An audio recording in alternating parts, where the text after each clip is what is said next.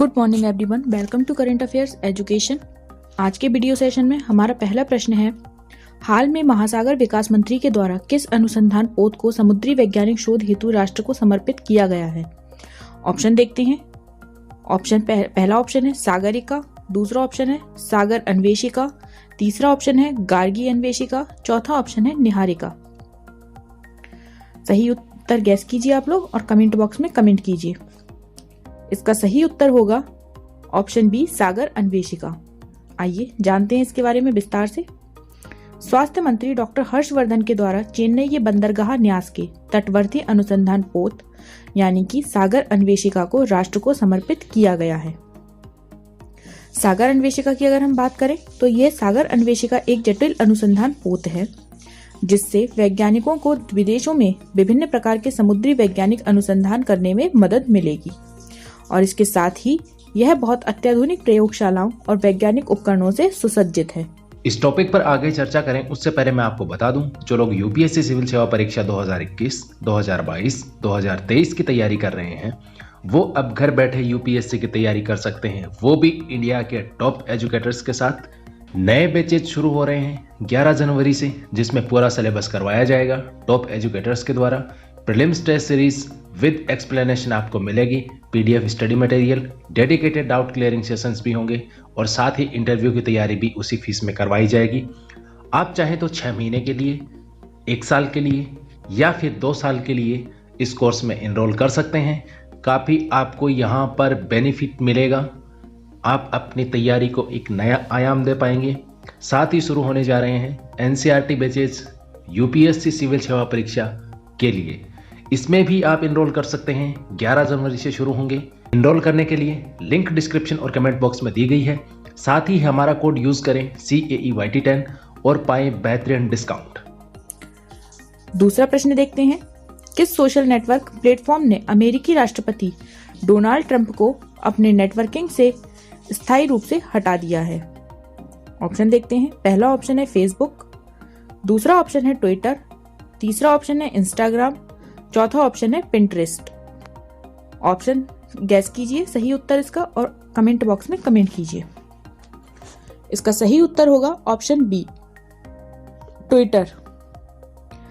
देखते हैं कि ट्विटर ने यह फैसला क्यों लिया है। ट्विटर ने यह फैसला राष्ट्रपति ट्रंप के रियल डोनाल्ड ट्रंप खाते से भेजे गए हाल के ट्वीट संदेशों की गहरी समीक्षा के बाद हिंसा फैलाने की आशंकाओं को देखते हुए लिया है। तीसरा प्रश्न देखते हैं, हाल में गुजरात के मुख्यमंत्री ने किस जिले में नया बक्सरा प्रांत बनाने का निर्णय लिया है। ऑप्शन देखते हैं। पहला ऑप्शन है भावनगर, दूसरा ऑप्शन है राजकोट, तीसरा ऑप्शन है सूरत, चौथा ऑप्शन है अमरेली।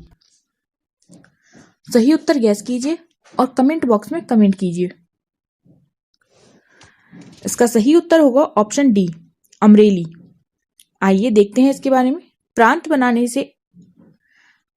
इस प्रांत को बनाने से राज्य की राजस्व सेवाएं आम जनता तक तेजी से और आसानी से पहुंच सकती हैं, इसलिए इस प्रांत को बनाने का निर्णय लिया गया है। बक्सरा प्रांत की अगर हम बात करें तो ये 26 जनवरी को अस्तित्व में आएगा और इस प्रांत में बक्सरा और बादिया तालुकाएं शामिल होंगी। चौथे प्रश्न की तरफ आगे बढ़ते हैं। हाल में किन 2 भारतीय मूल के अमेरिकियों को व्हाइट हाउस की राष्ट्रीय सुरक्षा परिषद में नियुक्त किया गया है। ऑप्शन देखते हैं। पहला ऑप्शन है सुमोना गुहा, तरुण छाबड़ा, दूसरा ऑप्शन है रेखा व्यास और प्रमेंद्र सिंह, तीसरा ऑप्शन है रमन जोशी, कन्हैयालाल, चौथा ऑप्शन है अंशु शर्मा, धीरज कुमार। उत्तर गेस कीजिए और कमेंट बॉक्स में कमेंट कीजिए। इसका सही उत्तर होगा ऑप्शन ए, सुमोना गुहा और तरुण छाबड़ा। जो बाइडेन ने भारतीय अमेरिकी सुश्री सुमोना गुहा को दक्षिण एशिया के लिए और तरुण छाबड़ा को प्रौद्योगिकी और राष्ट्रीय सुरक्षा के लिए वरिष्ठ निदेशक नियुक्त किया है। सुश्री सुमोना गुहा की अगर हम बात करें तो वो इस समय वर्तमान में अल्ब्राइट स्टोनब्रिज ग्रुप में वरिष्ठ उपाध्यक्ष के रूप में काम कर रही हैं। प्रश्न संख्या 5 की तरफ आगे बढ़ते हैं। हाल में किस देश ने श्रीमती जयश्री दास वर्मा को पूर्वोत्तर भारत में अपना मानद काउंसिल नियुक्त किया है। ऑप्शन देखते हैं। पहला ऑप्शन है सूडान, दूसरा ऑप्शन है न्यूयॉर्क, तीसरा ऑप्शन है इंडोनेशिया, चौथा ऑप्शन है इजराइल। इसका सही उत्तर होगा ऑप्शन डी इजराइल। भारत स्थित इजरायली दूतावास ने एक बयान में कहा है कि श्रीमती दास असम में रहेंगी और असम, अरुणाचल प्रदेश, नागालैंड, मणिपुर, मिजोरम, मेघालय, त्रिपुरा और सिक्किम के मामले वो देखेंगी। अगर हम इजराइल की राजधानी की बात करें तो इस समय इजराइल की राजधानी जो है वो है यरूशलेम। प्रश्न संख्या 6 की तरफ आगे बढ़ते हैं। विदेशों से लौटे नागरिकों का भारतीय समुदाय के साथ बेहतर कनेक्टिविटी के लिए प्रवासी भारतीय दिवस पर किस पोर्टल का शुभारंभ किया गया है? ऑप्शन देखते हैं। पहला ऑप्शन है लाइफलाइन, दूसरा ऑप्शन है जीवनी, तीसरा ऑप्शन है रिश्ता और चौथा ऑप्शन है हमसफर। इसका सही उत्तर आप लोग गैस कीजिए और कमेंट बॉक्स में कमेंट कीजिए। सही उत्तर होगा इसका रिश्ता। रिश्ता पोर्टल शुरू करने की घोषणा प्रवासी भारतीय दिवस पर विदेश मंत्रालय के द्वारा की गई। अगर हम बात करें तो रिश्ते पोर्टल को शुरू करने की उद्देश्य ये है कि भारतीय समुदाय के जो बीच 3 स्तरीय संवाद स्थापित करें, जिसमें पहला है मंत्रालय, दूसरा भारतीय मिशन और भारतीय समुदाय के लोग जिसमें शामिल होंगे। और दूसरा उद्देश्य है कि जो विदेश में रह रहे भारतीय लोग हैं उनसे हमारी बातचीत हो सके और हमारे संबंध उनसे स्थापित अच्छे से हो सके। प्रश्न संख्या 7 देखते हैं। हाल में माधव सिंह सोलंकी का निधन हुआ है, वह किस राज्य के पूर्व मुख्यमंत्री थे? ऑप्शन देखते हैं। पहला ऑप्शन है गुजरात, दूसरा ऑप्शन है उत्तर प्रदेश, तीसरा ऑप्शन है बिहार, चौथा ऑप्शन है उत्तराखंड। सही उत्तर इसका होगा ऑप्शन ए गुजरात।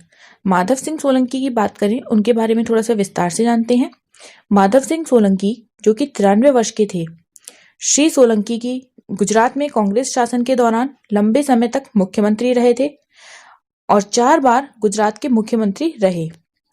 इसके साथ ही 2 बार वह राज्यसभा के लिए भी चुने गए और केंद्र सरकार में विदेश मंत्री के रूप में भी उन्होंने अपना कार्य किया है। प्रश्न संख्या 8 देखते हैं। हाल ही में इंडोनेशिया में एक विमान दुर्घटनाग्रस्त हो गया, यह किस एयरलाइन कंपनी का था? ऑप्शन देखते हैं। पहला ऑप्शन है श्री विजय एयर, दूसरा ऑप्शन है गुर्दा इंडोनेशिया, तीसरा ऑप्शन है बाल्टिक एयर और चौथा ऑप्शन है लॉयन एयर। सही उत्तर होगा इसका ऑप्शन ए। आइए देखते हैं कि यह जो दुर्घटना हुई है वो कहां पे और कैसे हुई। हाल ही में इंडोनेशिया की राजधानी जकार्ता से उड़ान भरने के बाद बोइंग 737 श्री विजय एयर का एक विमान जावा सागर में 9 जनवरी को क्रैश हो गया। यह विमान 62 यात्रियों को लेकर जा रहा था। प्रश्न संख्या 9 की बात करें तो प्रश्न संख्या 9 है कि भारत विश्व हिंदी दिवस कब मनाया जाता है? इसके ऑप्शन है। ऑप्शन ए 10 फरवरी, ऑप्शन बी 10 मार्च, ऑप्शन सी 10 दिसंबर और ऑप्शन डी 10 जनवरी। सही उत्तर होगा इसका, गैस कीजिए क्या होगा और कमेंट बॉक्स में कमेंट कीजिए। इसका सही उत्तर होगा ऑप्शन डी यानी कि 10 जनवरी। आइए देखते हैं विश्व हिंदी सम्मेलन के बारे में थोड़ा सा विस्तार से। विश्व हिंदी दिवस की शुरुआत कैसे हुई? पूर्व प्रधानमंत्री मनमोहन सिंह ने 10 जनवरी 2006 में प्रत्येक वर्ष की इसी तारीख को विश्व हिंदी दिवस के रूप में घोषित किया गया। इसी मौके पर भारतीय विदेश मंत्रालय ने भारतीय दूतावासों में 10 जनवरी 2006 को पहली बार विश्व हिंदी दिवस मनाया। यानी कि अगर हम पहले बार मनाने की बात करें कि विश्व हिंदी दिवस कब मनाया गया तो 10 जनवरी 2006 को। विश्व हिंदी सम्मेलन क्या है? बतौर भाषा हिंदी का विकास व प्रसार करने के मकसद से विश्व हिंदी सम्मेलनों की शुरुआत की गई, जो कि हिंदी भाषा का सबसे बड़ा अंतर्राष्ट्रीय सम्मेलन होता है, जिसमें विश्व भर से हिंदी विद्वान, साहित्यकार, पत्रकार, भाषा विज्ञानी, विषय विशेषज्ञ तथा हिंदी प्रेमी जुटते हैं।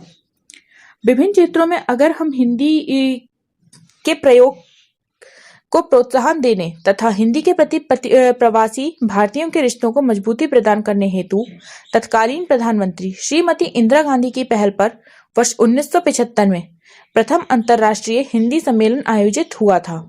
अब तक अगर हम बात करें तो 11 विश्व हिंदी सम्मेलन हो चुके हैं और आगामी 12वां सम्मेलन अमेरिका के न्यूयॉर्क शहर में प्रस्तावित है। उद्देश्य क्या है इसका? हिंदी भाषा को विश्व भाषा के रूप में प्रस्तुत करते हुए इसके प्रचार प्रसार के लिए जागरूकता पैदा करना। और उसके बाद से भारतीय विदेश मंत्रालय ने विदेश में 10 जनवरी 2006 को पहली बार विश्व हिंदी। इसी तरह के वीडियो अपडेट पाने के लिए हमारे चैनल को सब्सक्राइब करें, लाइक करें और ज़्यादा से ज़्यादा वीडियो को शेयर करें। Thanks for listening and God bless you all. कल फिर मिलते हैं कुछ नए प्रश्नों के साथ में। तब तक के लिए बाय।